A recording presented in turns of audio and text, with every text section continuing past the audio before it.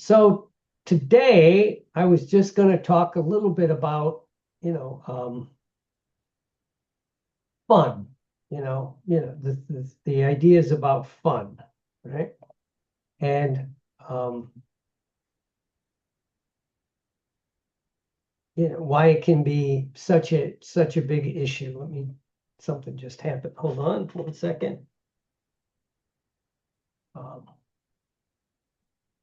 okay, and I lost my screen. Technology. Anyway, let's have some fun with this. Um, Here we go. So, let's look at fun a little bit differently, if you will, right? Which is, there's a Dr. Catherine Price. I think it's Kathy or Catherine Price. And she's done all this research on fun. I think she got her dissertation on studying fun. Sometimes psychologists can study anything, but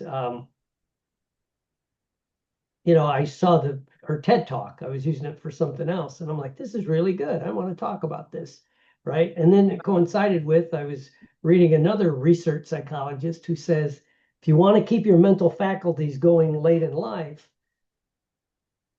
take a class, listen, take a class, whether it's online or whatever, take notes and then teach it, right? And on different subjects, don't stay in one little thing. And he would use the analogy. I should find that what he talked about. It wasn't really, he didn't do the study, but he postulated, if you will, that like we always see these actors into their late 80s, Anthony Hopkins, Betty White before, she passed away in her 90s, she was still doing stuff.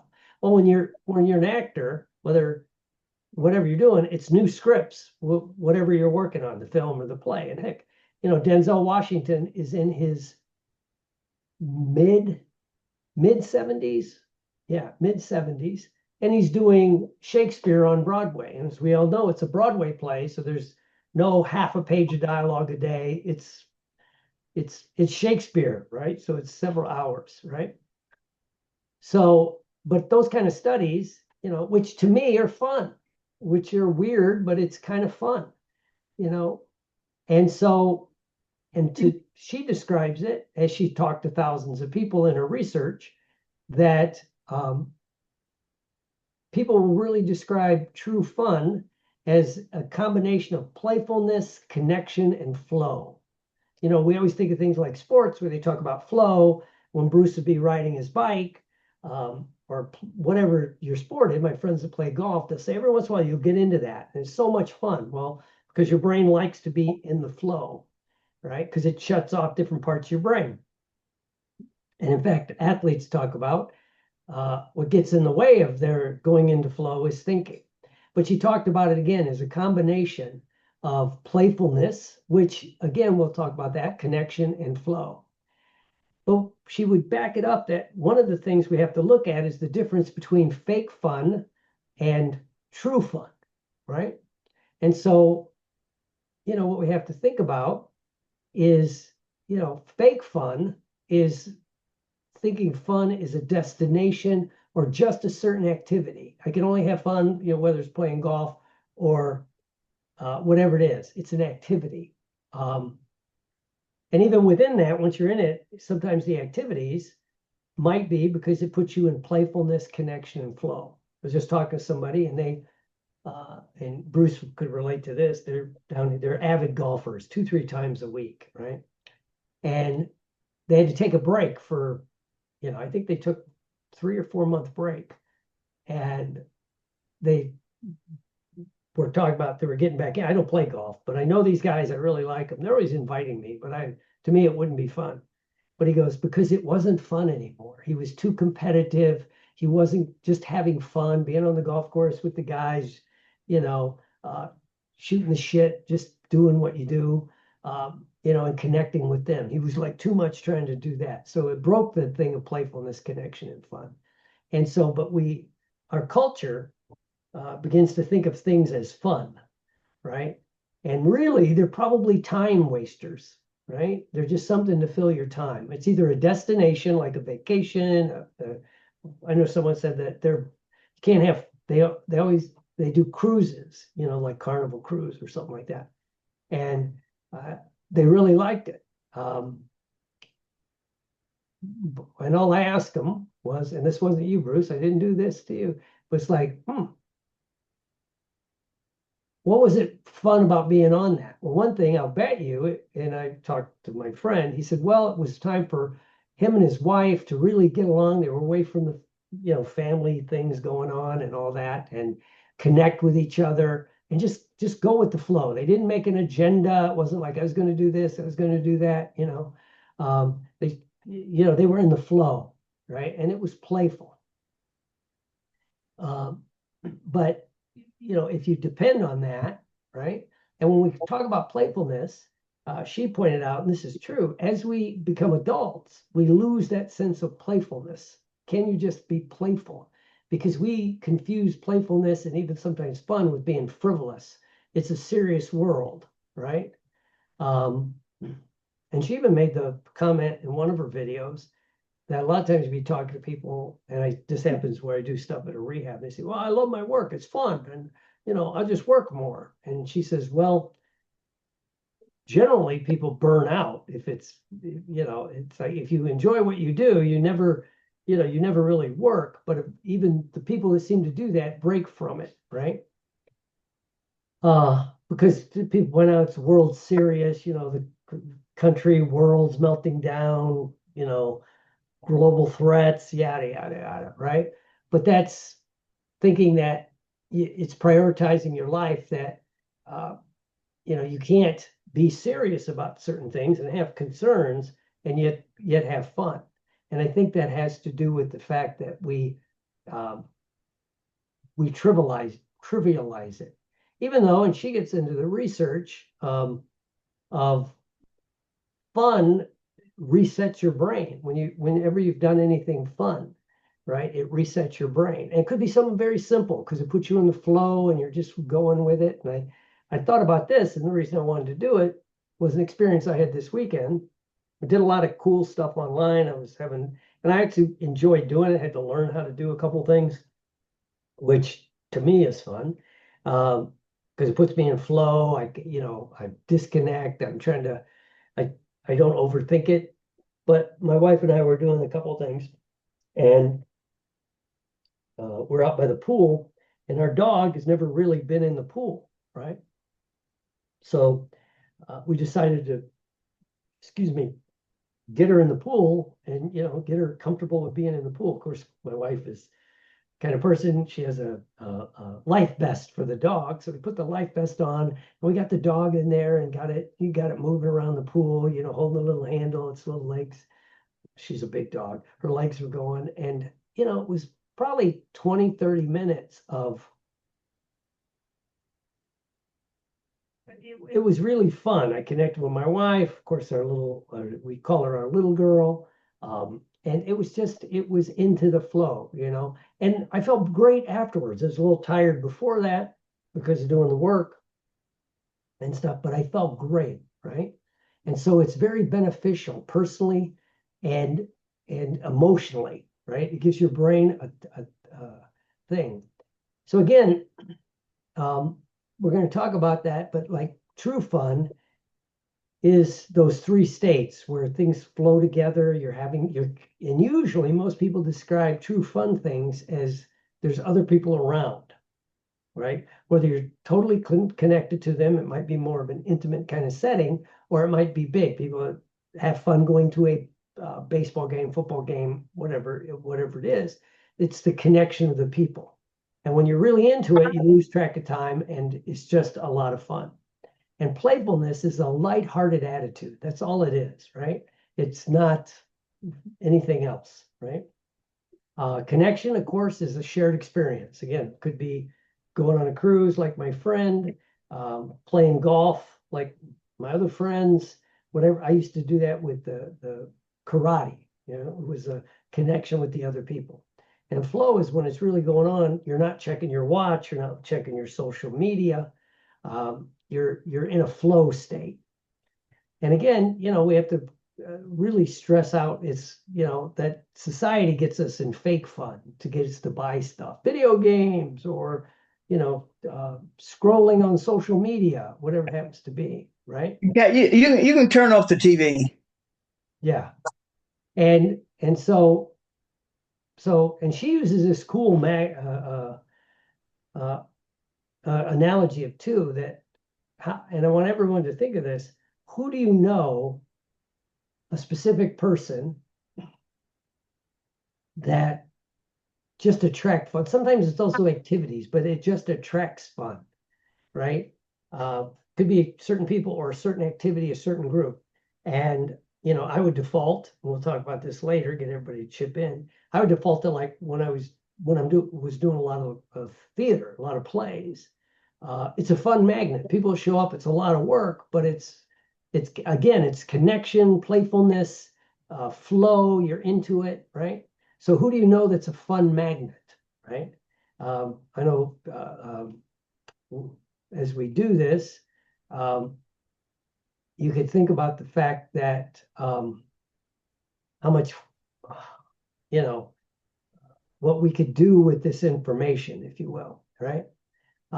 So you want to, but also ups that. Like if you go to, and I know people that's gone to conferences, Lee and me and a few other people, if you go to conferences, Bruce, when you go to the other conferences, Janice, it's like certain people draw people. Usually they're the fun magnets, right? The people that like are laughing and joking, lighthearted, things like that. But now she had this cool thing, which is, and she used an analogy called spark. This is part of her research, probably her dissertation. I think she wrote a book on it. And it was spark. And it stands for space, pursue passions, attract fun, rebel, and keep at it. And what she said about make space, some of us have to clear out time in our schedule to cultivate more fun things. Saturday mornings you do this. And even some of the activities we do,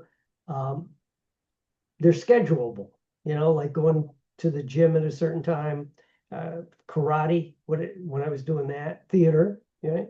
So she calls, space, pursue passions, attract fun, rebel, and keep at it. Space, you just clear it out and, create the time. Realize you'll feel better when it's over. It's not frivolous. It's not like anything else, right? And then the P in Spark stands for pursue passions, engaging in things that create more portals into flow and fun, right? So it's not just doom scrolling on social media or playing video games endlessly. It's pursue those passions, right?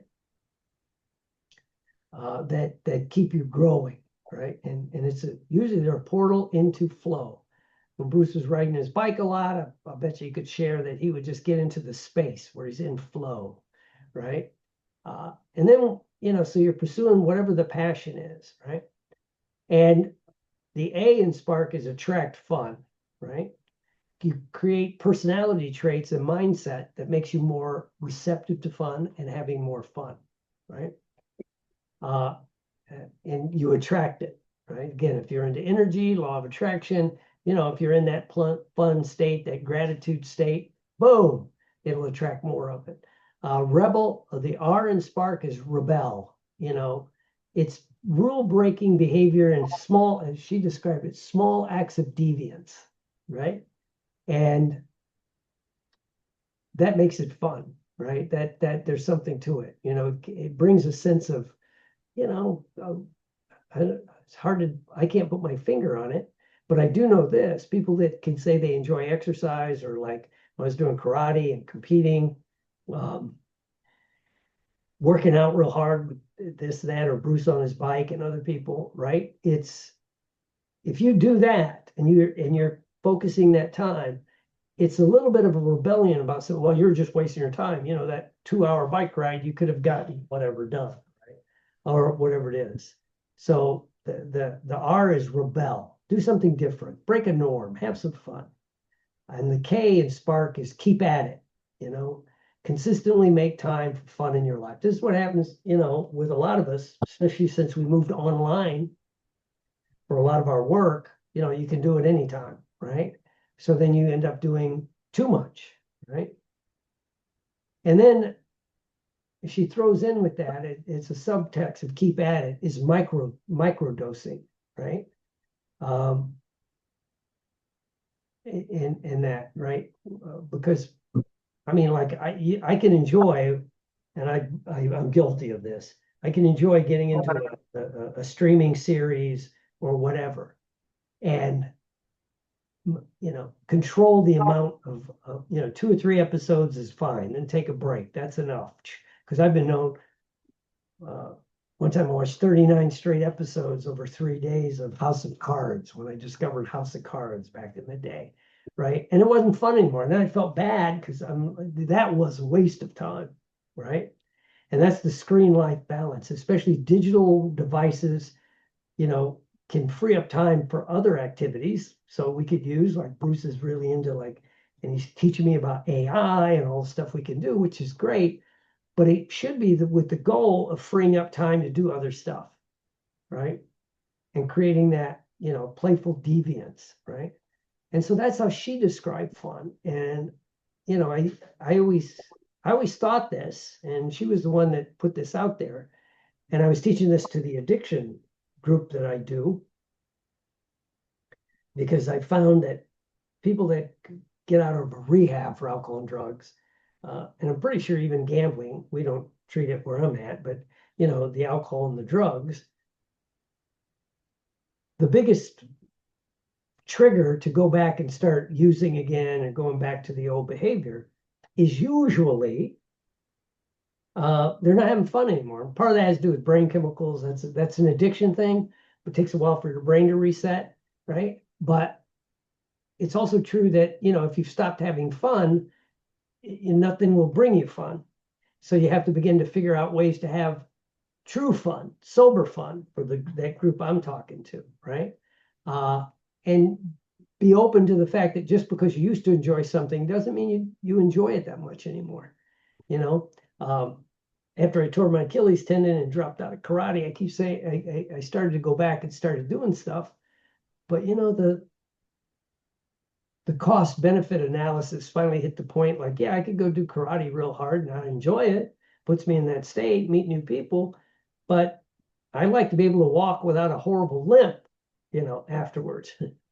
So it's like, so just because you're good at something doesn't mean you have to continue to do it. And secondly, things change, but having some fun with it and doing that. So, and when I'm doing an intake, of anything, people call me for coaching. One of my standard questions is, what do you do for fun? What do you do for fun that breaks the norm? And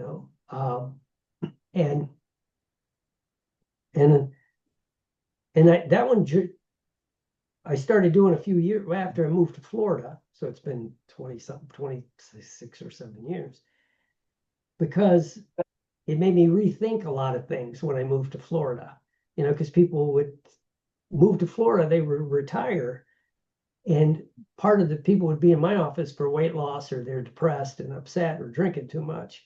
It's because they lost what they thought of was fun. Usually that was work. They retire, they're financially secure, all that stuff, but they get down here, and if that was their connection with other people, that's what happens with work. That's another big thing going on with COVID. We lost that connection with other humans. So, they were eating too much, drinking too much, or just depressed because they lost the fun, right? And a few of the people I had to work with, which kind of made sense to me, was,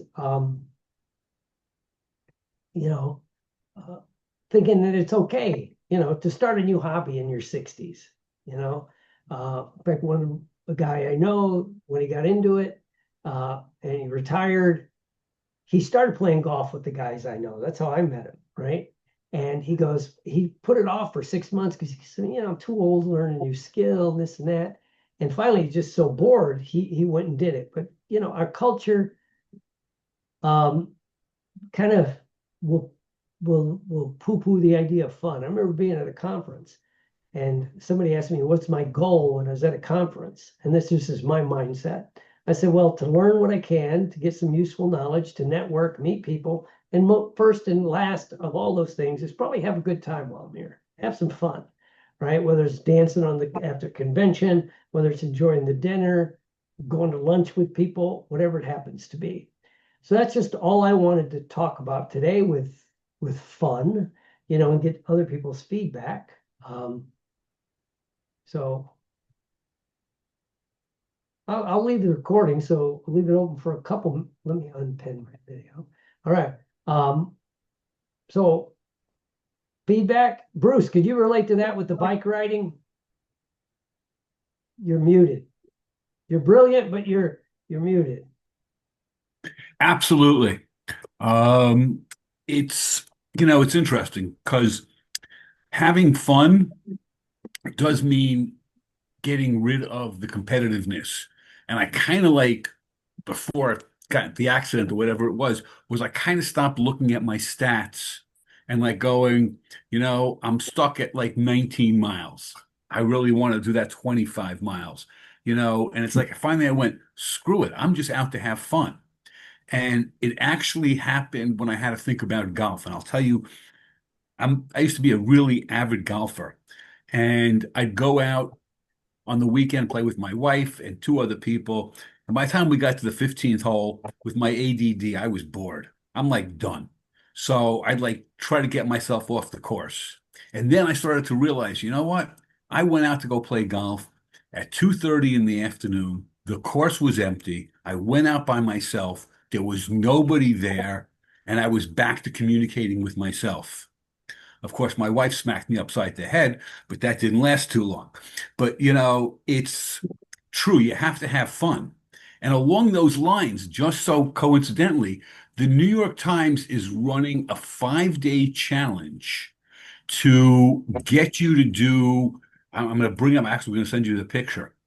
They're doing a 5-day challenge. Monday was start doodling. It was called the Creativity Challenge. Start doodling. Tuesday was write a poem.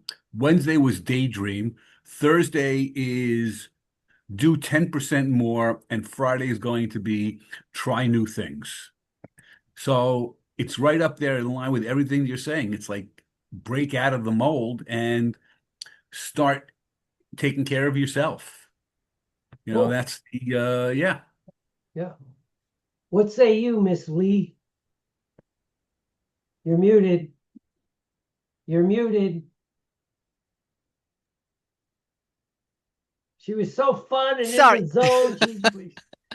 No, I agree with everything you said. I've always felt that, people like you and I are just blessed because we do stuff we love, which means we go on having fun with it.